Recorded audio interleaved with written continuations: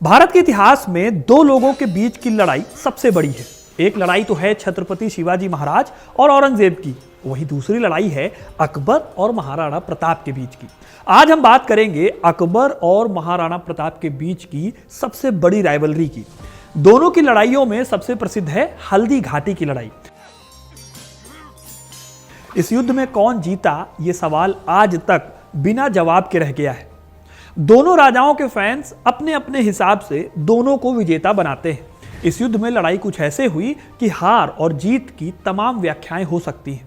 महाराणा प्रताप और अकबर दोनों के ही खेमे एक दूसरे के तर्क को काटकर अपने राजा को विजेता साबित कर सकते हैं। लेकिन एक तथ्य यह भी है कि वो उन चुनिंदा राजपूतों में से एक थे जिन्होंने अकबर के सामने सरेंडर नहीं किया था। भले ही हल्दी घाटी की लड़ाई के बाद महाराणा प्रताप को जंगलों में भटकना पड़ा था, लेकिन अगर आप सिर्फ राणा प्रताप को हल्दी घाटी के युद्ध से ही जानते हैं तो कहानी अधूरी रह जाएगी। महाराणा प्रताप की कहानी पूरी होती है एक ऐसे युद्ध से जिसमें उन्होंने मुगलों को घुटने टेकने पर मजबूर किया था। अब यह बात अलग है कि इस युद्ध की उतनी बात नहीं होती जितनी हल्दी घाटी के युद्ध की बात होती है। इस जंग को इतिहास में जाना जाता है दिवेर की लड़ाई के नाम से। ये वो जंग थी जिसमें सिर्फ महाराणा प्रताप ने नहीं बल्कि उनके बेटे ने भी अपनी वीरता का परिचय दिया था। लेकिन अफसोस की बात यह है दोस्तों कि इस युद्ध के बारे में इतिहास को गहराई से जानने वाले ही लोग जानते हैं, बाकियों को इसका पता तक नहीं है। इसीलिए आज मैं आपको बताऊंगा कि दिवेर की जंग में महाराणा प्रताप ने कैसे हल्दी घाटी का बदला लिया था। तो वीडियो को अंत तक जरूर देखिएगा, क्योंकि अपना इतिहास नहीं जानोगे तो खुद को कैसे पहचानोगे। दोस्तों, दिवेर की जंग इतिहास का वो किस्सा है जो कई लोगों की जबान पर नहीं है। याद रखने को हल्दी घाटी की लड़ाई याद रखी जाती है, ज्यादातर बहसें भी इसी जंग पर आके रुक जाती हैं। लेकिन दिवेर की जंग वो अध्याय है जिसे आपको कभी नहीं भूलना चाहिए। लेकिन इस जंग के महत्व को समझने के लिए, इसको अच्छे से जानने के लिए आपको हल्दी घाटी के युद्ध को भी समझना होगा। मैं आपको पहले बताऊंगा कि हल्दी घाटी के युद्ध में हुआ क्या था, फिर आप कमेंट करके बताइएगा कि इस जंग में जीता कौन, और उसके बाद आपको दिवेर की लड़ाई की इंपॉर्टेंस अपने आप समझ में आ जाएगी। तो चलिए महाराणा प्रताप की वीरता के किस्सों को शुरू करते हैं। 9 मई 1540 को चित्तौड़ के कुंभलगढ़ किले में जन्म होता है महाराणा प्रताप का। उनके पिता चित्तौड़ के महाराज उदय सिंह थे। उदय सिंह की मृत्यु के बाद महाराणा प्रताप को अपने भाई जगमाल से उत्तराधिकार की लड़ाई लड़नी पड़ी। हालांकि असली उत्तराधिकारी थे महाराणा प्रताप, तो उन्हें गद्दी मिली और साल 1576 में वो महाराणा बन गए। इस वक्त तक अकबर राजपूताना के ज्यादातर राजा अकबर के साथ हाथ मिला चुके थे या फिर वो अकबर से हार चुके थे। लेकिन प्रताप ऐसा करना नहीं चाहते थे। उन्हें पता था कि आज नहीं तो कल जल्दी ही वो और अकबर की सेना दोनों आमने सामने होंगे।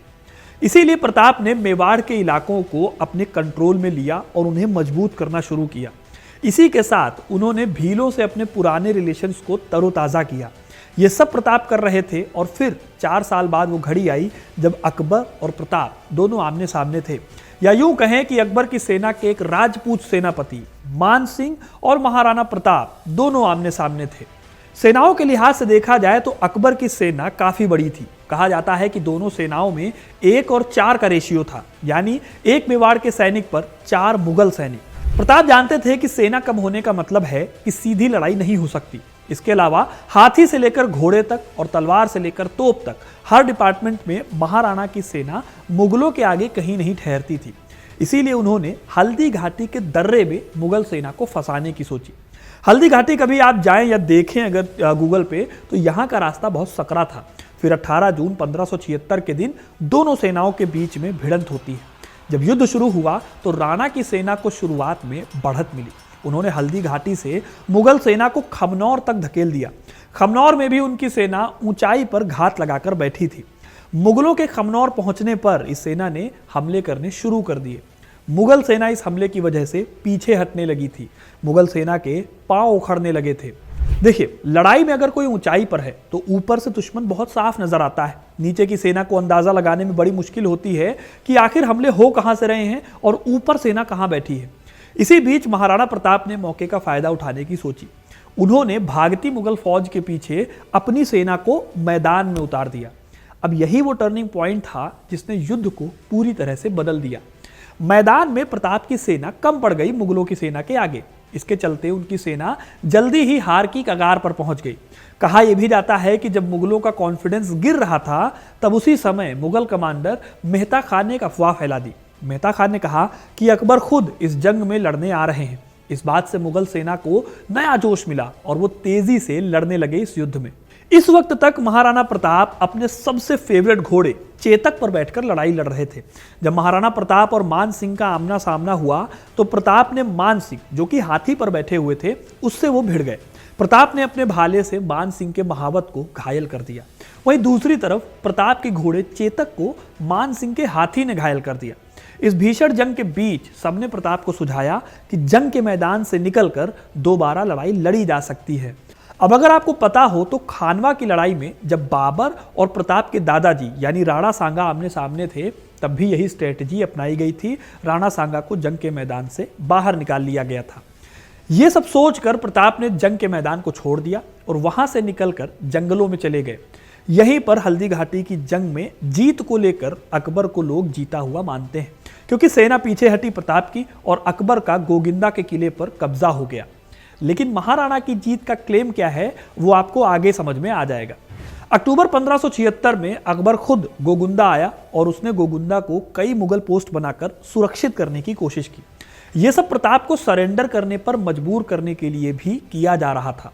लेकिन महाराणा ने सरेंडर नहीं किया। उन्होंने भीलों और गरासिया जनजाति से जो कुछ सीखा था उसके आधार पर जंगल में अपने दिन बिताए और सही मौके का इंतजार करने लगे। इन्हीं लोगों से उन्होंने जंगल में छिपना, बिना आवाज किए चलना, भेष बदलना और भी बहुत सारी चीजें वो सीखते रहे। जंगल में रहते हुए ही महाराणा प्रताप ने मुगल सेना के खिलाफ छापामार युद्ध करना सीखा। उन्होंने भीलों की मदद से गोगुंदा के किले से मुगलों का बाहर निकलना मुश्किल कर दिया। इतिहासकार बताते हैं कि जिस गोगुंदा किले को मुगलों ने जीता था वो किला अब उनके लिए ही एक तरह का कैद हो गया था। फिर कुछ महीनों बाद अकबर को जब लगा कि गोगुंदा उसके कब्जे में है तो उसने इधर से ध्यान हटा लिया। अब राणा तो इस मौके की ताक में थे ही। उन्होंने तुरंत अपने खोए हुए इलाकों पर कब्जा करना शुरू कर दिया। हल्दी घाटी के युद्ध के बाद अकबर ने महाराणा को पकड़ने के लिए एक या दो नहीं बल्कि अलग अलग 6 सैन्य अभियान भेजे, लेकिन सबके सब खाली हाथ वापस आ गए। इन सब में 6 साल का वक्त लगा और इधर राणा ने भामा शाह की मदद से अपनी 40,000 घुड़सवार की एक नई सेना खड़ी कर ली। इसी सेना के दम पर महाराणा प्रताप ने मुगलों के साथ आखिरी बार 2-2 हाथ किए। ये साल था 1582 और त्योहार था दशहरे का। इस दिन कुंभलगढ़ जिले से करीब 40 किलोमीटर दूर मुगल कमांडर सुल्तान खान तैनात था। सुल्तान खान को बहुत बेरहम कमांडर माना जाता था। कहा जाता था कि उसे मार पाना बेहद मुश्किल काम है, लेकिन प्रताप सुल्तान खान को हराने की सोच चुके थे। दिवेर वो जगह थी जो मुगल सेनाओं के लिए सप्लाई वाले रास्ते पर पड़ती थी और एक तरह से यह मुगलों की बहुत मजबूत चौकी हुआ करती थी। राणा प्रताप ने इस बार प्लान बनाया कि अचानक हमला करना है, इसलिए उनकी सेना ने मौका देखते ही इतनी तेज हमला किया कि किसी को भी संभलने का मौका ही नहीं मिल पाया। जल्दी ही सुल्तान खान ने इस चीज को देखकर मोर्चा संभाला और एक हाथी पर सवार हो गया, लेकिन महाराणा प्रताप ने उसे हाथी से गिरा दिया। सुल्तान खान जब हाथी से गिरा तो तुरंत एक घोड़े पर सवार होकर लड़ने लगा, लेकिन महाराणा प्रताप के वीर बेटे कुंवर अमर सिंह ने अपने एक वार से घोड़े सहित सुल्तान खान को मार गिराया। जब कमांडर की मौत हुई तो मुगल सेना ने भी हार मान ली और जंग का मैदान छोड़कर भाग निकली। इस जीत से प्रताप की सेना में इतना जोश जगा कि सिर्फ एक दिन में उन्होंने 36 मुगल पोस्टों से मुगलों को बेदखल करके उस पर कब्जा कर लिया। देखते ही देखते प्रताप ने कुंभलगढ़, गोगुंदा और उदयपुर को वापस पा लिया। 1584 में अकबर ने महाराणा के खिलाफ एक आखिरी कैंपेन भेजा, लेकिन इसमें भी अकबर कामयाब नहीं हुआ। हालांकि चित्तौड़ पर भले ही महाराणा प्रताप कब्जा नहीं कर पाए, लेकिन हल्दी घाटी के मैदान से बाहर निकलने के अपने फैसले को उन्होंने सही जरूर साबित किया। इसी वजह से कई लोग महाराणा प्रताप के जंग के मैदान से जाने के फैसले को हार नहीं मानते, एक टैक्टिकल मूव बताते हैं और हल्दी घाटी की जंग में अकबर की हार बताते हैं।